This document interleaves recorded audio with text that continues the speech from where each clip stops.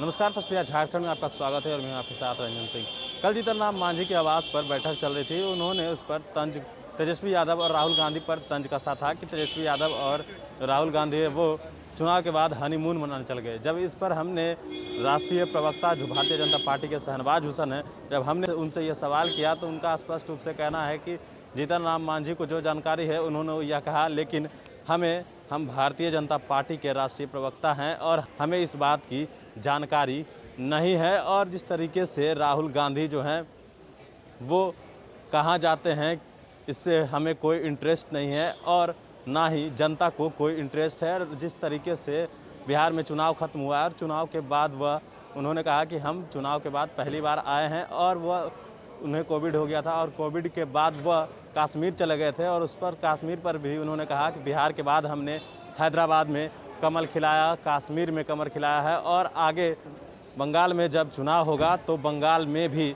कमल खिलेगा। क्या कुछ कह रहे हैं शहनवाज हुसैन, वो सुनिए। जी ने बाबुल सुप्रियो को नोटिस भेजा है, अनपार्लियामेंट्री कर के आए बोल दिए हैं।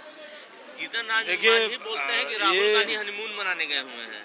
आखिर राहुल गांधी हैं कहाँ? देखिए, जीतन राम मांझी जी को जो पता होगा वो उन्होंने बोला होगा। हमें तो कोई जानकारी राहुल जी के बारे में नहीं है। मेरे पार्टी के नेताओं के बारे में अगर पूछेंगे तो हम आपको ज़रूर बताएंगे कौन नेता कहाँ है, क्योंकि मैं बीजेपी का प्रवक्ता हूँ। कांग्रेस का कौन नेता कहाँ है और कहाँ घूम रहे हैं इसके बारे में हमारा कोई इंटरेस्ट नहीं है, न देश की जनता को कोई इंटरेस्ट है। सब लोग जानते हैं कि कांग्रेस के नेता आजकल सिर्फ ट्विटर पर ट्वीट करके अपनी जिम्मेदारी से बाज आ जाते हैं। यहाँ जब से सरकार बनी है बिहार में, मैं पहली बार ही आया हूँ, क्योंकि कोविड के बाद मैं जम्मू कश्मीर चला गया था। अब कश्मीर में भी कमल खिला दिया है। जब कश्मीर में कमल खिल सकता है तो पूरे देश के चप्पे चप्पे पर कमल खिलेगा। जहाँ लोग कहते थे कि भारत का तिरंगा उठाने वाला नहीं मिलेगा, वहाँ हमने तिरंगा भी लहराया और बीजेपी का झंडा भी लहराया और कमल भी खिलाया है।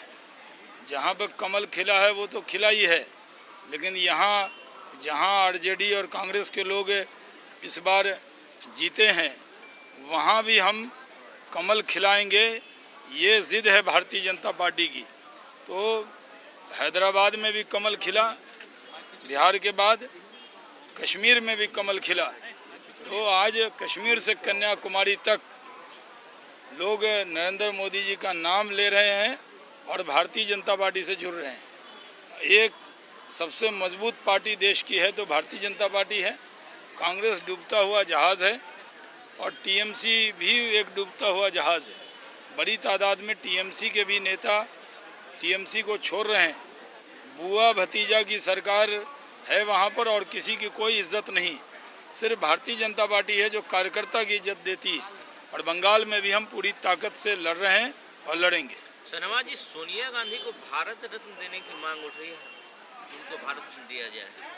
इस पे भी हो गया तो लेकिन बोल दीजिए सर, किसान आंदोलन पे बोल दीजिए। किसान ट्रैक्टर मार्च निकाल रहे हैं लोग आज।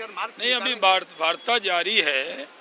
जब बातचीत के टेबल पर वार्ता हो ही रही है तो विश्वास रखना चाहिए किसान भाइयों को भी। किसी के बहकावे में ना आए, टेबल पर ही समाधान निकलेगा। जिंदाबाद।